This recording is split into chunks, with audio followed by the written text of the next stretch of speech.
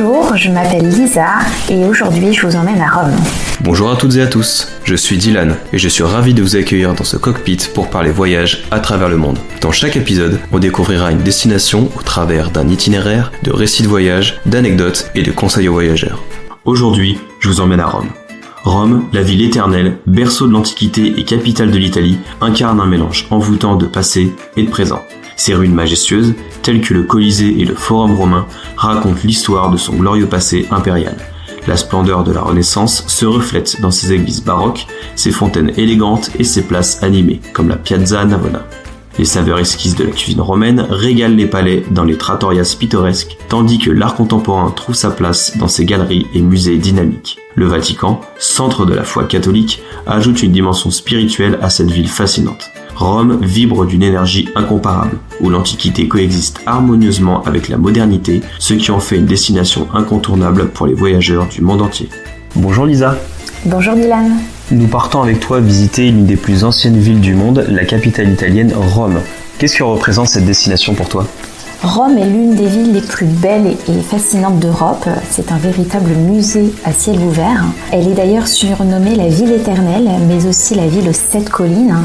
Et celle-ci est pleine de promesses. Vous y trouverez notamment des ruelles colorées avec le linge aux fenêtres, des vestiges antiques, d'innombrables églises, des fontaines sculpturales, des parcs et j'en passe, mais aussi des trattoria et gelateria, de quoi ravir les papilles des gourmandes et gourmands. Tu nous proposes de nous emmener dans les endroits incontournables de Rome. Où as-tu prévu de nous emmener pour commencer notre visite ? C'est parti pour 4 jours de découverte. Préparez vos plus belles paires de baskets, mais surtout les plus confortables et suivez-moi. Le premier jour, rendez-vous dès l'aube au Vatican afin de profiter des lieux rien que pour soi. Rejoignez votre guide qui vous attendra sur la grande place pour une visite complète des 11 musées. La visite se poursuivra par la chapelle Sixtine. Je me souviens être restée bouche bée devant l'impressionnante fresque de Michel-Ange qui dirige le regard vers le jugement dernier. C'était impressionnant. Enfin, terminez par l'imposante basilique Saint-Pierre et ne manquez surtout pas de gravir les 231 marches où vous pourrez vous promener sur la plateforme panoramique qui se situe à l'intérieur de la coupole. La vue est assez spectaculaire, bien qu'elle soit un petit peu entravée par la grille de sécurité. Ensuite, je vous invite à continuer l'ascension vertigineuse au sommet de la coupole à 137 mètres de haut afin de profiter d'une vue imprenable sur la ville, la place Saint-Pierre et les jardins du Vatican, une expérience inoubliable. Après avoir découvert le fabuleux territoire qu'est le Vatican, nous partons pour une visite de la Rome baroque, c'est ça ? Ouais. Commencez votre parcours dans le cœur historique de la ville. Dirigez-vous vers le Panthéon situé entre la Piazza Navona et la fontaine de Trevi. Le Panthéon que nous pouvons admirer aujourd'hui est la 3e version du temple, les 2 premiers édifices ayant été détruits par des incendies. À savoir que depuis juillet 2023, l'entrée du Panthéon est devenue payante, 5 € pour les touristes étrangers de plus de 18 ans. Et il faut savoir aussi que comme tout édifice religieux, il faut veiller à porter une tenue correcte. Les épaules et genoux doivent être couverts. Poursuivez votre chemin vers la fontaine de Trevi, c'est l'un des monuments emblématiques de Rome et les plus fréquentés. Plus qu'une fontaine, c'est une véritable facette de palais d'où surgissent Neptune et ses chars. Celle-ci a été restaurée il y a une dizaine d'années après un peu plus d'1 an de travaux. Et il est de coutume de jeter une pièce de monnaie par le bras droit en tournant le dos à la fontaine avant de quitter la ville éternelle. C'est une superstition associée à la fontaine qui signifierait que celle ou celui qui fait ce geste est assuré de revenir dans la capitale italienne afin de retrouver cette pièce. Quelques ruelles plus loin, prenez le temps d'admirer la Piazza Navona, l'une des plus belles places à l'architecture baroque, repérable grâce à la fontaine des 4 fleuves, surmontée d'un obélisque. Et puis enfin, avant la pause déjeuner, terminez votre parcours par la Piazza di Spagna. Cette charmante place tient à son gigantesque escalier, la Scalinata, qui la relie à l'église de la Trinité des Monts.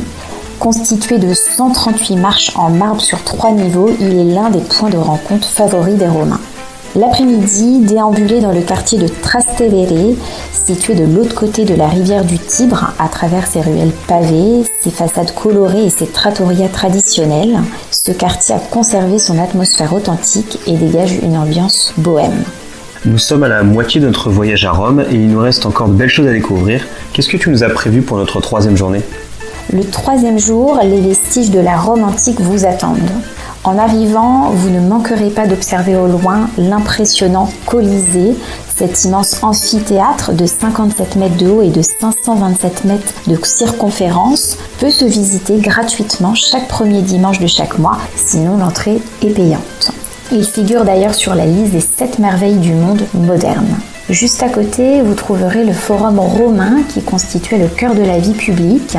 Flânez le long de la Via Sacra, la plus célèbre des rues qui permet de découvrir de nombreux temples et ruines témoignant de l'époque romaine. Et pour terminer, je vous invite à prendre de la hauteur sur la colline du Palatin, berceau de l'histoire de la cité. Haute de 70 mètres, elle donne d'un côté sur le Forum romain et de l'autre sur le Cirque Maxime. C'est devenu un grand musée en plein air. Nous arrivons au terme de notre séjour à Rome. Qu'est-ce qu'il y a au programme de cette dernière journée ? Le dernier jour, ou si le temps est un petit peu plus capricieux, je vous propose de visiter galeries et palais privés. Le palais Colonna, par exemple, et sa galerie qui héberge des chefs-d'œuvre de la peinture Renaissance, ou encore la Villa Borghese et ses immenses jardins romantiques, l'occasion de se promener paisiblement en barque sur un petit lac au cœur du parc et de réaliser de beaux clichés du temple d'Esculape, ou encore le monument Vittorio Emanuele II d'un blanc immaculé qui intrigue tellement de par son extérieur très imposant. On lui donne d'ailleurs comme surnom le gâteau de mariage. Son musée passionnera les amoureux d'histoire. Merci Lisa pour ce superbe itinéraire. Quelle serait selon toi la meilleure période et la durée idéale d'un séjour à Rome ? Selon moi, la meilleure période à privilégier pour visiter Rome est le printemps ou l'automne, lorsque le climat est doux et ensoleillé avec des températures autour de 25 degrés. Et il faut compter environ 4 jours minimum, voire jusqu'à 7 jours pour bien visiter chaque quartier, s'imprégner de la culture locale et découvrir les alentours. Est-ce que tu as des conseils de préparation pour ce voyage ?